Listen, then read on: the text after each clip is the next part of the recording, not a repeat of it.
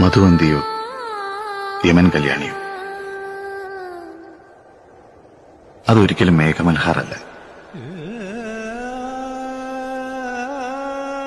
ജനലിനോട് ചേർന്ന് കിടന്ന് ഒന്നുകൂടി കാതോർത്തു.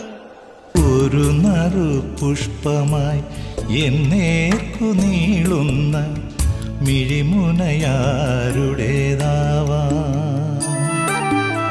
ഒരു നറു പുഷ്പമായി എന്നേർക്കു നീളുന്ന മിഴിമുനയാരുടേതാവാ.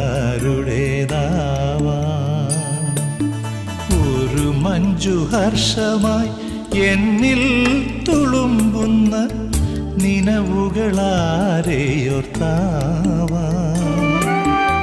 അറിയില്ലെനിക്കറിയില്ല, പറയുന്നു സന്ധ്യ തൻ